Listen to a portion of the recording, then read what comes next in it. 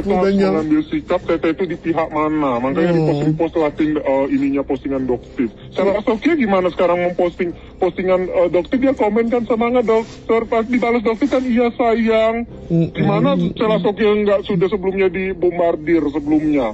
Itu jangan mendekatkan Stella Sofia sama Nikita kan? Nama ini Teh Reza minta, aku kan nggak mau ya Mail nanti dikira-kira aku balikin fakta ataupun apa. Aku pengen ya udah Teh Reza ketemu sama Niki kan biar kayak Stella Sofia lah, biar dideketin sama dokter supaya ya gini lah Mail kan pelaku usaha ya, mau sampai kapan sih Teteh ini orangnya nggak pernah macam-macam, pengennya kan juga harus keluar dari zona ini, harus jualan kan, dia punya pegawai lainnya. Jadi aku pengen Mail coba cari waktunya Niki untuk ditemuin sama Niki, biar setelah itu ditemuin sama Detik kayak gitu ininya gitu. Nah jadi ini nanti kalian cecetan aja ya kali ya Mail. Itu tapi nggak lihat Richard bagaimana sekarang ngedeketin akunya gimana buat konten bareng. Tapi lihat nggak IG story aku sama Richard buat dia konten bareng, nge-reviewnya bareng sama aku sekarang. Gitu.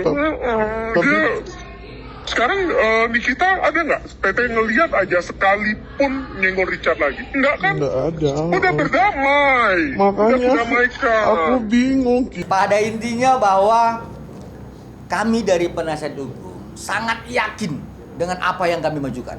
Sudah, itu aja. Dan ini sindikat, bukan kami sindikat.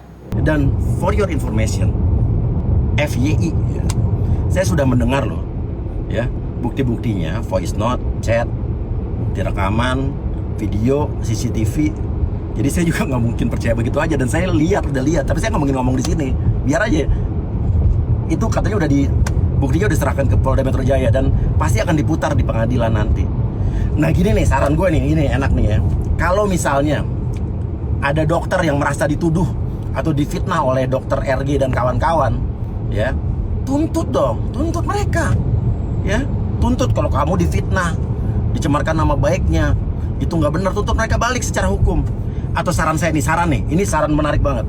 Kalau perlu tantang mereka, ya, dokter RG dan suaminya ini untuk putar dan perdengarkan buktinya, videonya, rekamannya di depan publik, masyarakat biar melihat, menilai semua. Yang benar siapa? Jangan takut, bro, gue nih tantang aja. Ayo, gue nggak bersalah. Kalau perlu putar di depan publik, wartawan datang, buktikan kalau emang nggak salah. Kalau lo nggak salah juga pasti gue bela kok, bener. Ini bener, nih gue sumpah nih pasti gue akan bela yang bener. Nanti di persidangan, kalau misalnya ada ya di persidangan, aku bakalan buka semuanya dan aku bakalan minta handphone aku biar aku liatin, karena aku sudah bilang sama penyidik. Yes. Karena aku udah bilang sama penyidiknya, handphone aku udah tahan. Jadi kalau misalnya aku udah bilang sama penyidiknya, kalau sampai chat-chatan aku udah ada yang dihapus, aku udah ada salinannya. Karena handphone aku tahan plus minta pin handphone aku. Jadi ya aku takutnya gimana ya. Jadi aja.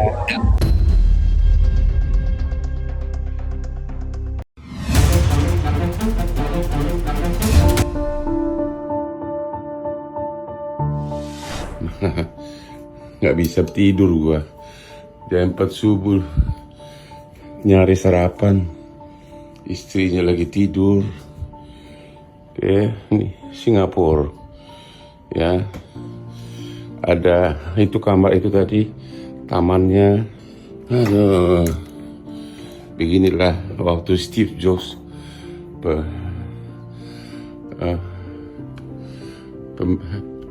pengide handphone, ya, berantakan sama Hotman, ya,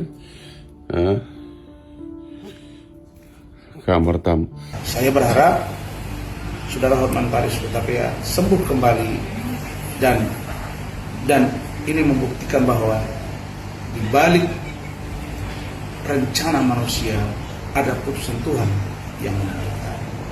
Jadi kalau bagi saya, dengan sakit Saudara Hotman itu adalah sebuah pembelajaran yang harusnya menjadi koreksi buat rekan kita hormat, dan juga koreksi bagi tim saya semua agar kita ini elegan dan bertarungnya secara gentleman agreement, tanpa fitnah kiri kanan, tanpa menyudutkan siapapun, karena itu tidak sehat. Jadi sekali lagi saya katakan bahwa Dengan sakitnya Saudara Hotman, saya prihatin, saya doakan semoga beliau sehat dan kami bisa bersidang untuk tanggal 27 Februari 2025, hari Kamis mendatang. Dan itu akan banyak pertanyaan-pertanyaan yang akan kita pastikan ke dia. Karena ketika Hotman melaporkan saya 10 Mei 2022, dalam teori hukum, siapa yang mendalilkan, maka dia membuktikan. Siapa yang menuduh, dia harus membuktikan. Ya, kalau Hotman ini kan datang dalam kapasitas sebagai saksi korban, memberikan kesaksian. Jadi dia adalah sebagai saksi kunci. Jadi kalau beliau berhalangan hadir, ya kemudian sidangnya bisa ditunda. Atau kesaksian Hotman yang dalam berita acara pemeriksaan itu kemudian dibacakan. Ada dua. Sidang bisa ditunda menunggu sehatnya Hotman, atau kemudian sidang kemudian tetap dilanjutkan, tapi kesaksian Hotman tidak lagi dibuka sebagai cerita dia bersaksi di depan hakim, tapi berita acara kesaksiannya dibacakan di muka persidangan. Itu dia. Ada dua polanya. Tergantung hakim memutuskan apakah sidang ditunda, apakah berita acara kesaksian Hotman dibacakan. Sakitnya ini nggak bisa diprediksi akan kapan sembuhnya. Bisa besok sembuh, bisa 5 hari sembuh, bisa kemudian sebulan sembuh, bisa kemudian nggak sembuh-sembuh. Jadi ini persoalan yang namanya nasib karena penyakit. Nah, Hotman juga dalam posisi ini, nasib karena penyakit. Utamanya pasal dalam proses sidang kali ini yang menjerat Rasman kan lebih kepada pencemaran nama baik melalui Undang-Undang ITE ya. Jadi Rasman akan dihukum. Nah, Rasman tentunya dan pengacaranya punya harapan supaya kalau bisa lepas dari hukuman itu, atau hukumannya ringan, misalnya hukumannya percobaan, itu harapannya. Jadi makanya tingkah laku di persidangan perlu ditata oleh Rasman supaya dia bersifat atau berperilaku sebagai seseorang yang kemudian punya sopan santun yang berlebihan. Tapi mengingat terdahulu kelakuannya bertentangan dengan yang kemarin, tentunya hakim punya pandangan tersendiri, begitu. Kejadian-kejadian masa lalu tetap dicatat oleh hakim sebagai suatu keadaan-keadaan yang kemudian bisa memberatkan Rasman.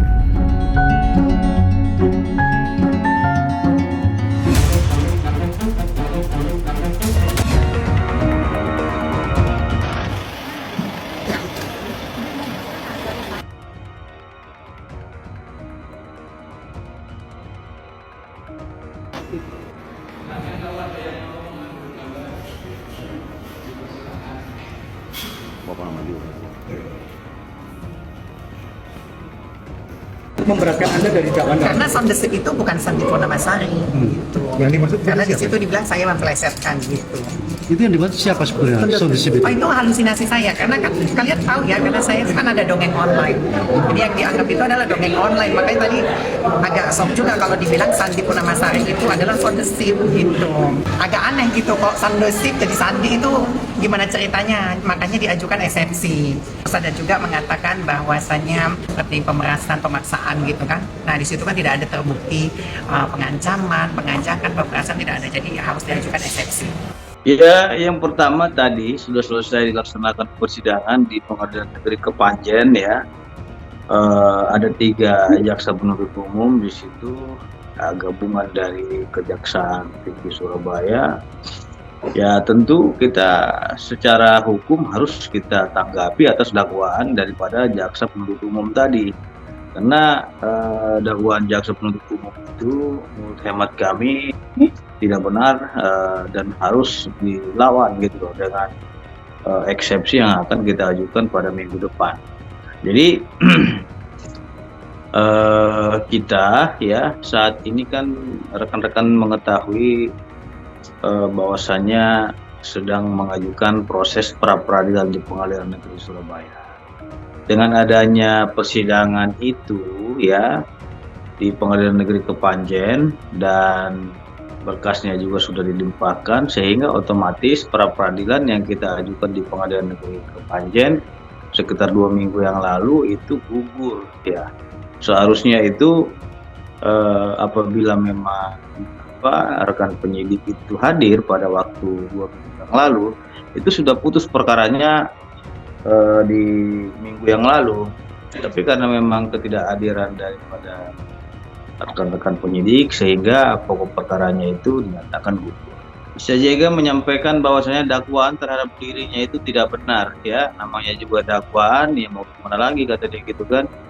Itu sesuai dengan proses hukum harus kita lalui dan hormati. Nah, jadi dia keberatan sekali didakwa dengan dituduhkan perbuatan pidana terhadap dirinya. Padahal kita ketahui dakwaan dari jaksa penuntut umum itu adalah dakwaan yang keliru.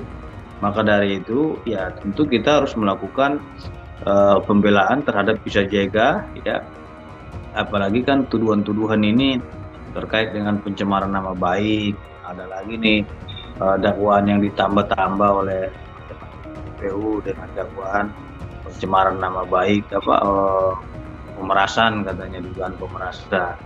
Nah, itu juga saya kira itu nggak benar, ya, karena yang katakan pemerasan itu harus ada memenuhi unsur suatu perbuatan melawan hukum. Yang kedua unsurnya itu adanya ancaman, ya, ataupun intimidasi sehingga korban itu merasa takut ataupun ketakutan. Terus yang ketiga adanya kerugian yang ditimbulkan baik secara material maupun imaterial terhadap korban. Nah, terus yang kelima bahwasanya perbuatan itu dilakukan ingin membuat si korban ini merasa tertekan ataupun merasa ketakutan. Jadi saya kira perbuatan-perbuatan itu nggak ada yang dilakukan oleh Bisa Jega terhadap yang bersangkutan. Akan tetapi kalau komunikasi terkait dengan ajakan yang bersangkutan ataupun laporan terlapor itu ingin ketemu, itu memang ada, tapi sebatas itu aja, nggak ada pertemuan gitu loh. Bagaimana mungkin dikatakan pemerasan, pertemuan aja nggak ada, uang aja juga nggak ada diterima dia, apa yang dikatakan pemerasan? Makanya saya bilang itu pasal karang-karangan aja gitu, agar ada alibi-alibi untuk menahan Bisa Jega, itu aja sih. Ya nggak takut, kan 6 tahun itu kan pemerasan, kalau pencemaran nama itu kan 2 tahun. Jadi itu kan ancam-ancaman mereka aja, itu ancaman-ancaman yang dibuat-buat aja, ya, permintaan jaksa seperti itu gitu kan. Nanti kita akan lihat di tuntutannya. Jadi jangan mengancam-ngancam orang. Emang kamu aja yang bisa ngancam, kita juga bisa ngancam gitu loh. Jangan merasa paling hebat, ya.